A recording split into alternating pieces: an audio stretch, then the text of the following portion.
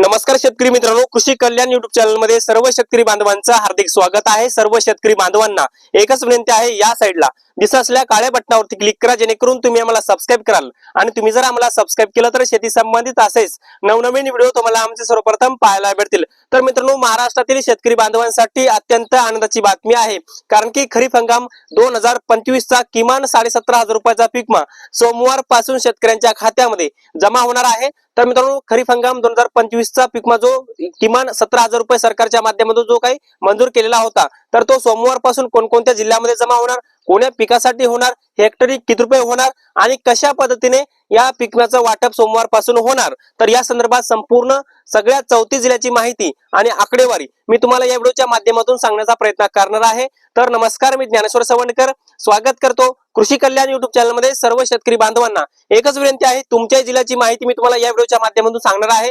Video थोडा मोठा होईल, परंतु तुमच्या जिल्ह्याची माहिती येणार आहे, त्यामुळे व्हिडिओ शेवटपर्यंत बघा, तुमच्या जिल्ह्याची माहिती तुम्हाला मिळणार आहे। तर मित्रांनो, सर्वप्रथम आपण बीड जिल्ह्यापासून सुरुवात करणार आहोत आणि एकंदरीत महाराष्ट्राच्या सर्व जिल्ह्याचा आपण जर विचार केला तर विमा कंपन्यांच्या माध्यमातून यंदाचा जो काही किमान 17,500चा पीक विमा सरकारच्या माध्यमातून जो मंजूर केला होता, तर त्याची नुकसानीची आकडेवारी बघून पीक विम्याचं कॅल्क्युलेशन, शेतकऱ्याची माहिती गोळा करण्याचं काम सुरू आहे आणि कॅल्क्युलेशन सुद्धा आता पुढच्या 4 दिवसामध्ये पार होणार आहे आणि सोमवार पासून वितरण होणार आहे। बीड जिल्ह्यामध्ये किमान जवळपास आपण जर पाहायला गेलं तर 87 महसूल मंडळामध्ये हे मोठ्या प्रमाणामध्ये नुकसान हे झालेलं आहे आणि तसं दाखवण्यात सुद्धा आलेलं आहे। त्यामुळे बीड जिल्ह्यातल्या 87 महसूल मंडळातील शेतकऱ्यांना सोयाबीन असेल, मूग असेल, उडीद असेल, ज्वारी असेल, बाजरी असेल, मका असेल, कांदा असेल, या सर्व पिकाचा पीक विमा बीड जिल्ह्यामध्ये वाटप होणार आहे आणि बीड जिल्ह्यामध्ये किमान 17,000 रुपयापासून ते 22,500 रुपयापर्यंत या पीक विम्याचं वाटप ही होण्याची शक्यता आहे आणि सोमवार पासून होणार असल्याची माहिती सध्या समोर आलेली आहे।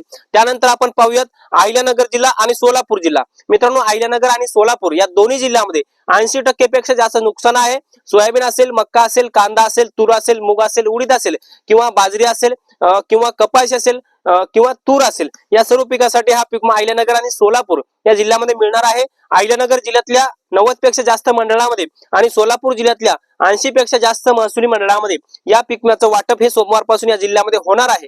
मित्रांनो, पुढचा जिल्हा आहे नांदेड जिल्हा। मित्रांनो, नांदेड जिल्ह्यातल्या 16 तालुक्यातल्या 93 महसूल मंडळामध्ये हे नुकसान आहे आणि नांदेड जिल्ह्यामध्ये सर्वच्या सर्व पिकाचं नुकसान आहे, ज्याच्यामध्ये सर्वात जास्त पिकाचं नुकसान जे आहे सोयाबीन आणि कपाशीचं आहे। त्यामुळे सर्व पिकासाठी पीक विमा जो आहे नांदेड जिल्ह्यामध्ये मिळणार आहे आणि किमान 17,000 तर मिळणारच आहे, परंतु त्याच्यापेक्षा जास्त या जिल्ह्यामध्ये पीक विमा मिळू शकतो, कारण की 80% पेक्षा जास्त हे नुकसानग्रस्त हा जिल्हा आहे। त्यानंतर मित्रांनो, बुलढाणा जिल्हा। आता मित्रांनो, बुलढाणा जिल्ह्यामध्ये सुद्धा 75% पेक्षा जास्त नुकसान आहे। बुलढाणा जिल्ह्यातल्या सुद्धा 88 पेक्षा जास्त महसूल मंडळामध्ये नुकसान हे दाखवण्यात आलेलं आहे। बुलढाणा जिल्ह्यामध्ये सोयाबीन असेल, मूग असेल, उडीद असेल, ज्वारी, बाजरी, यानंतर कपाशी असेल, या सर्व पिकाचं मोठं नुकसान आहे। त्यामुळे बुलढाणा जिल्ह्यामध्ये सुद्धा मोठ्या प्रमाणामध्ये यंदाचा पीक विमा जो आहे तर तो वितरित होणार आहे आणि सोमवार पासूनच वितरित होणार आहे। त्यानंतर मराठवाड्यातला जिल्हा तो म्हणजे धाराशिव जिल्हा। आता मित्रांनो, धाराशिव जिल्ह्याची आकडेवारी समोर आलेली आहे। कापणीचा अहवाल, काढणीचा अहवाल किंवा धाराशिव जिल्ह्यामध्ये सुद्धा 75% पेक्षा जास्त हे नुकसान हे दाखवण्यात आलेलं आहे।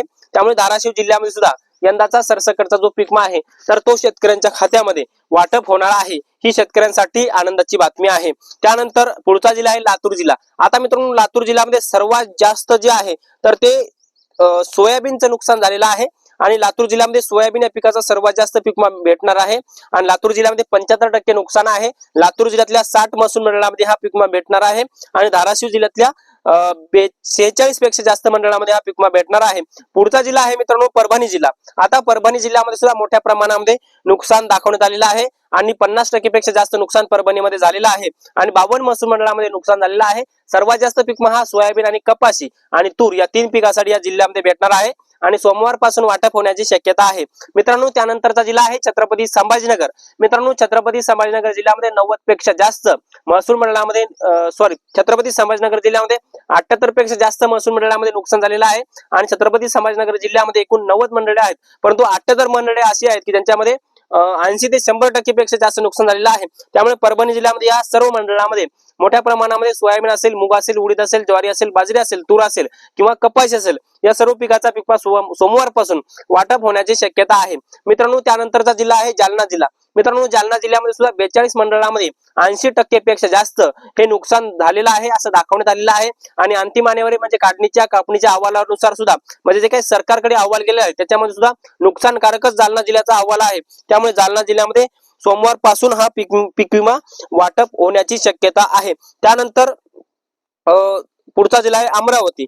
आता अमरावती जिल्ह्यामध्ये सुद्धा 90 पेक्षा जास्त मंडळामध्ये हे नुकसान झालेलं आहे. 75% पेक्षा जास्त नुकसान हे अमरावतीमध्ये दाखवण्यात आलेलं आहे. त्यामुळे या जिल्ह्यामध्ये सर्वात जास्त हा पीक विमा मिळण्याची शक्यता आहे. मित्रांनो त्यानंतरचा जिल्हा आहे नाशिक जिल्हा, जळगाव जिल्हा. या जिल्ह्यामध्ये सुद्धा सर्वात जास्त पीक विमा हा शेतकऱ्यांना भेटणार आहे. त्यानंतर सर्वात महत्वाचा जिल्हा तो म्हणजे हिंगोली जिल्हा. मित्रांनो हिंगोली जिल्ह्यामध्ये एकूण 30 मंडळे आहेत.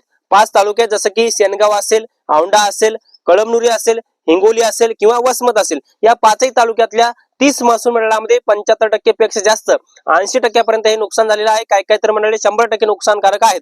आणि हिंगोली जिल्ह्यातल्या या 30ही महसूल मंडळामध्ये सोयाबीन आणि कपाशी, मूग, उडीद, ज्वारी, बाजरी या सर्व पिकाचा सर्वात जास्त पीक विमा वाटप होण्याची शक्यता आहे. त्यानंतरचा जिल्हा आहे मित्रांनो यवतमाळ जिल्हा. आता यवतमाळ जिल्ह्यामध्ये सुद्धा मोठ्या प्रमाणामध्ये नुकसान हे झालेलं आहे, दाखवण्यात आलेलं आहे. यवतमाळ जिल्ह्यामध्ये 90 पेक्षा जास्त महसुली मंडळामध्ये नुकसान जास्त झालेलं आहे. यवतमाळ जिल्ह्यामध्ये 75% पेक्षा जास्त नुकसान आहे. काढणीच्या अहवालावर हा पीक विमा मोठ्या प्रमाणामध्ये यवतमाळमध्ये सोमवारपासून वाटप होण्याची शक्यता आहे. त्यानंतरचा जिल्हा आहे मित्रांनो अकोला जिल्हा. आता अकोला जिल्ह्यामध्ये सुद्धा एकंदरीत 50 पेक्षा जास्त महसुली मंडळांचं नुकसान आहे. अकोला जिल्ह्यामध्ये सोयाबीन, मूग, उडीद असेल, ज्वारी असेल, बाजरी असेल, मका असेल, कांदा असेल किंवा सोयाबीन असेल किंवा कपाशी असेल, या सर्व पिकाचं नुकसान झालेलं आहे. त्यामुळे या जिल्ह्यामध्ये सर्वात जास्त पीक विमा मिळण्याची शक्यता आहे आणि सोमवारपासून वितरित होऊ शकतं. त्यानंतरचा जिल्हा आहे मित्रांनो वाशिम जिल्हा. आता वाशिम जिल्ह्यामध्ये 36 पेक्षा जास्त महसुली मंडळामध्ये शेतकऱ्यांचं नुकसान झालेलं आहे असं दाखवण्यात आलेलं आहे. त्यामुळे वाशिम जिल्ह्यामध्ये सुद्धा सोयाबीन या पिकाचा आणि कपाशी या 2 पिकाचा सर्वात जास्त पीक विमा शेतकऱ्यांना भेटणार आहे. आणि एकंदरीत मित्रांनो राज्य सरकारच्या माध्यमातून हा सरसकटचा पीक विमा मंजूर केलेला आहे. मुख्यमंत्री देवेंद्र फडणवीस यांच्या माध्यमातून स्पष्टपणे सांगण्यात आलेलं आहे की किमान 17,500 तरी पीक विमा शेतकऱ्यांना पीक विमा भेटणार.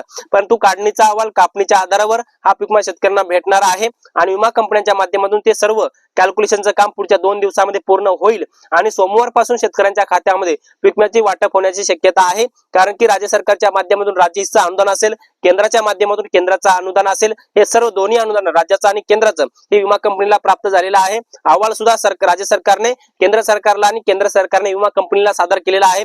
फक्त विमा कंपन्यांच्या माध्यमातून कॅल्क्युलेशन होणं बाकी आहे. म्हणजे किती पीक विमा रक्कम ठरवायची हे सर्व कॅल्क्युलेशन झाल्यावर कळेलच. परंतु कॅल्क्युलेशनचं काम पुढच्या 2 दिवसामध्ये पार होणार आहे आणि सोमवारपासून शेतकऱ्यांच्या खात्यामध्ये पीक विमा वितरित होण्याची शक्यता आहे. आणि साधारणतः पुढच्या 2 आठवड्यामध्ये संपूर्ण पीक विम्याचं वितरण होईल अशी माहिती राज्याचे कृषी मंत्री दत्तात्रय भरणे यांच्याही माध्यमातून देण्यात आलेली आहे. तर एकंदरीत मित्रांनो राज्यातल्या या जिल्ह्याची माहिती घेण्याचा प्रयत्न केलेला आहे. त्यामुळे आता याच्यामध्ये तुमचे काही प्रश्न असतील तर खाली कमेंट्स मध्ये नक्की कळवा. आणि तुमच्या याच्यामध्ये म्हणजे कोणकोणत्या जिल्ह्याची माहिती तुम्हाला पाहिजे ते सुद्धा कमेंट मध्ये नक्की सांगा. आम्ही महसूल मंडळाने आहे माहिती आम्ही तुम्हाला आमच्या व्हिडिओच्या माध्यमातून घेऊन येण्याचा प्रयत्न करू. तर मित्रांनो या व्हिडिओमध्ये एवढंच. भेटूया पुढील नवीन व्हिडिओच्या माध्यमातून. तोपर्यंत आपल्या सर्वांचे मनापासून धन्यवाद.